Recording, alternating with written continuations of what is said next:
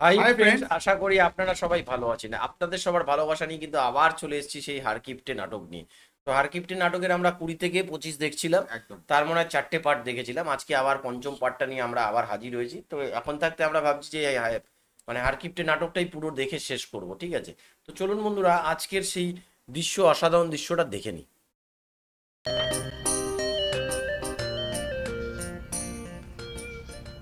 এই যে প্রভু, এই যে প্রভু। একটু এই দিকে আসেন।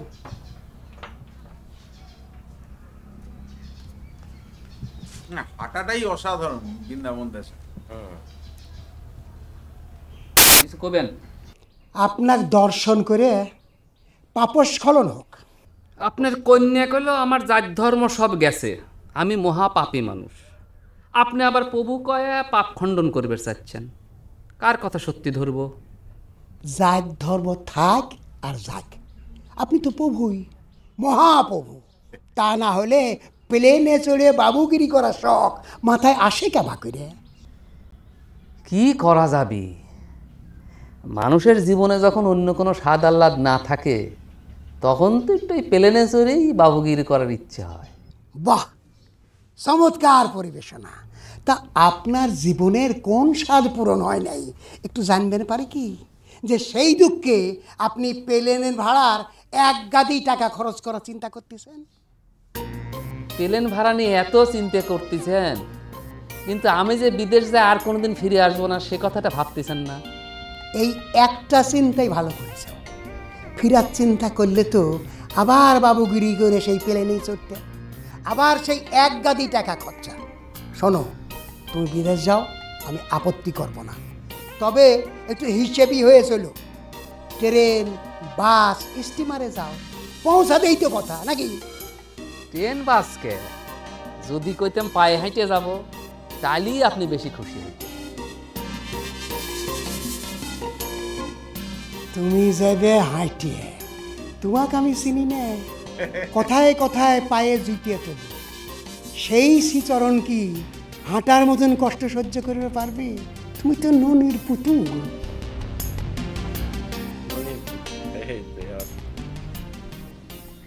দিলে ভাই, চুমকিক যদি একবার দেখতেন, তার সাথে যদি কথা কইতেন, তাকে আপনি অপছন্দ করে পারবেন না, সেটা আমি গ্যারান্টি দিয়ে কইতে পারি।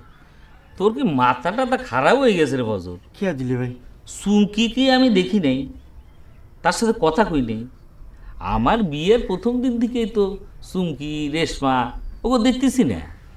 হ্যাঁ, তাই তো আমার ভুল হয়ে গেছে দিলে ভাই। কি করবো কন, বয়সের কানি যে ছাড়িয়ে যাচ্ছে, সামনে তো কোনো আলোর পথ দেখতেছি না। কি করব ক? আমি তো তোকে আলো দেখানোর চেষ্টা করেছিলাম, তো আব্বা তো কোনো কথাই শুনবে চায় না। তা তো শুনবে চাবি নেই। তার বাপ যদি তাকে বিয়ে না দিত, তাহলে কিবা টাকা বুঝতো। নিজে বিয়ের সাথে করে সাল পাল হয়ে গেছে তো, আর আমাদের সাথে শত্রুতা করতেছে। তাহলে এক কাম করি রে ফজল, আমি তো জামাই মানুষ, জোর করে কিছু করবার পারি না। তোর বুবুক পাঠাই দি, তোর বুবু একটা কিছু করবার পারবি। না না দিলে ভাই, বুবু আসলে হিতে বিপরীত হয়ে যাবে নি।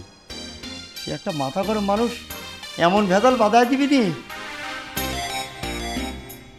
এখন তো একটা আশা নিয়ে আসছি দিলে ভাই, তখন দেখা যাবে সবই শেষ। তাহলে তো আমার আর কোনো বুদ্ধি নাই রে ফজল। দিলে ভাই, আপনি আব্বা কয়ে চুমকির সাথে আমার বিয়ের মতটা নিয়ে নেন। তা কবেন বিয়েতে কোনো খরচ করা লাগবে না, দরকার আমি ঘর জামাই থাকবো না, তার বোর ভাত তো দেওয়াই লাগবে না, আমার ভাতও বাইসে যাবে না। আপনি এরম করে একটু বোঝায় কন না।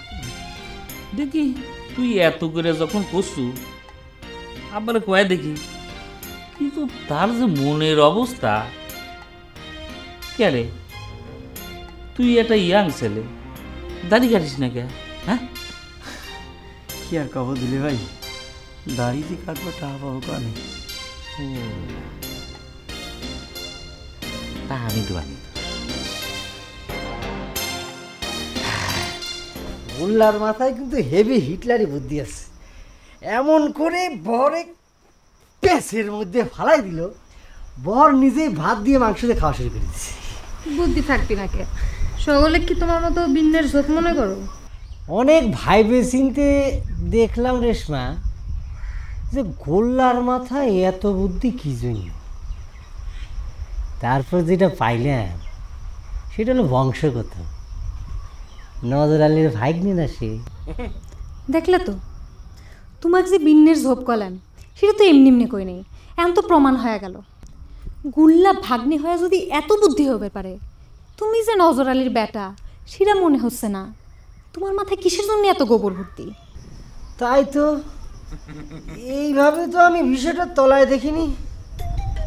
তবে রেশমা যাই কেউ নাই কেউ, তোমার মাথায় কিন্তু অনেক বুদ্ধি। যাক, আর চিন্তা নেই, আমার একটু কম হলি পরেও চলে যাবে। ভগবান, কেন রেশমা এসব কি? সিসি করতেছো গাছি বানিয়ে দি? সিসি করার মতো আমরা কি করেছি? দেখলু কিরকম পাকা হয়ে গেছে, আবার চোখ তুলে সে কথা জিজ্ঞাসা করছে। তুই জিজ্ঞাসা করছো আমাকে কি করছো? হ্যাঁ কেন সিংহে এই ভরা দুপুর বেলায় একটা আবির তো সালের সাথে জঙ্গলের মধ্যে দাঁড়া থেকে ঢুলি ঢুলি কথা করছো, গায়ের উপরে হাসি হাসি পড়ছো, আবার আমাকে জিজ্ঞাসা করছো কি করছো? লজ্জার কি আছে? আমরা তো গোপনে কিছু করতেছি না। তাছাড়া সকলেই জানে আমরা ভালোবাসা করি। নিরাম, এ কি কলির কাল চলে আইছে রে? হ্যাঁ কেরে সেরি, তোর ভয় ডর কি কিচ্ছু নাই? তোর লজ্জা করছে না? আমার তো গা গুলা উঠছে। এই না রে, মনে হয় ছোট মানুষ, তোর কি ধরনের আক্কেল?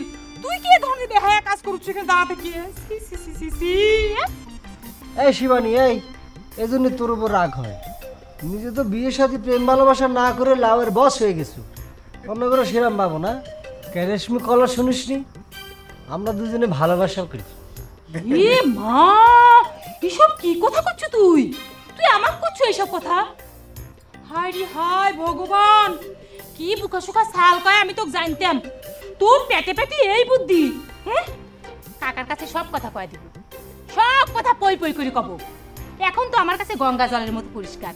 কি জন্য আমার ঘরে ভূপের এই কথা কয়, কি জন্য আমার ঘরে ভূপের নষ্ট হয়ে গেছে, সব আমার কাছে জলের মতো পরিষ্কার। কাম নাই কাজ নাই, বাপের অন্ন ধ্বংস করছু আর জঙ্গলের মধ্যে এসে ঝুলন লীলা করছু। হ্যাঁ দাঁড়া, আজকে যদি নজর আলী কাকার কাছে সব কথা না কইছি, ভাত যাতে বন্ধ করে দেয়, বাড়ি থেকে বাইরে করে দেয়। খারা কিন্তু তোর বিচারে আমি শেষ করে দেবো।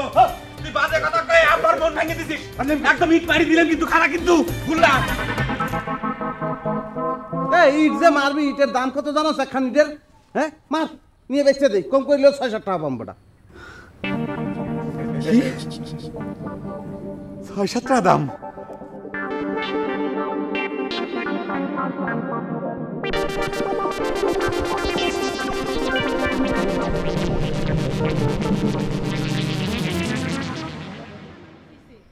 আমরা এগায় মানুষ হই নেই? নিজের চোখ দুইকে মুছে খুলে ফেলা দেই। কব তো আমি এই সমস্ত কথা নজর আলী কাকা কি কব? আর কোয়ার মতো কি আর কিছু বাকি রাখিস? তোর মামাতো ভাইরা কি দেখে আসলাম রে চোখে? রেশমার তোর মামাতো ভাই, হাই রে ভগবান, কি লিলে সিনেমাকে ফেল মারিচ্ছে রে। ফালতু কথা কাউকে লিগে। ওরা যে সিনেমার লাহান করছে তুই জানো? সিনেমা দেখছো জীবনে? কি মনে করিস তুই নিজে? তুই নিজে খালি সিনেমা দেখুছু, আমার কি জানিস রে তুই? ছোটবেলায় বালুঘাটে মাসির বাড়ির যায় উত্তম কুমারের ছবি দেখেছি।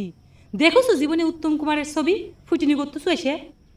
না, এই ক্ষেত্রে তোমার দ্বারা ফেল মারিয়ে গেলাম।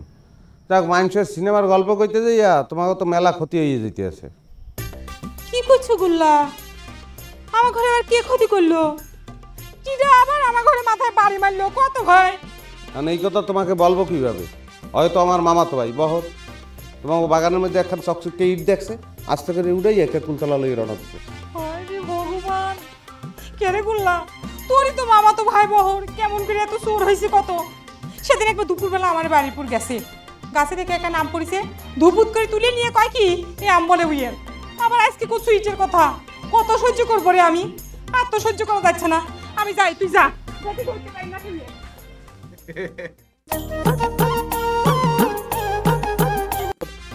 তোমাকে বাগানের মধ্যে একখান চকচকে ইট দেখছে, আজ থেকে উড়াই একটা কুন্তলা লই রওনা দিচ্ছে। ভগবান, কেরে গুল্লা, তোরই তো মামা তো ভাই বহর, কেমন করে এত চোর হয়েছে কত। সেদিন একবার দুপুরবেলা আমার বাড়িপুর গেছে, গাছে দেখে একটা নাম পড়িছে, ধুপুত করে তুলে নিয়ে কয় কি এ আম বলে উইয়ের। আবার আজকে কত সুইচের কথা, কত সহ্য করবো রে আমি, আর তো সহ্য করা যাচ্ছে না। আমি যাই, তুই যা।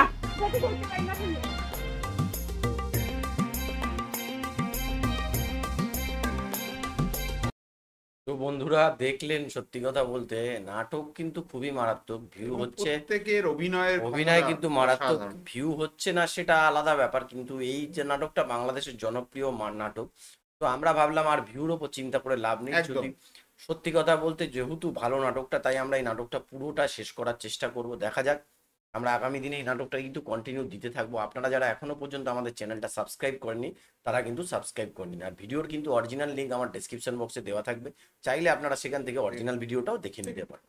তো বন্ধুরা আজকের মতো এখানেই শেষ করছি, আবার কালকে দেখাবে একটা নতুন ভিডিও নিয়ে। ততক্ষণে সবাই ভালো থাকবেন, সুস্থ থাকবেন।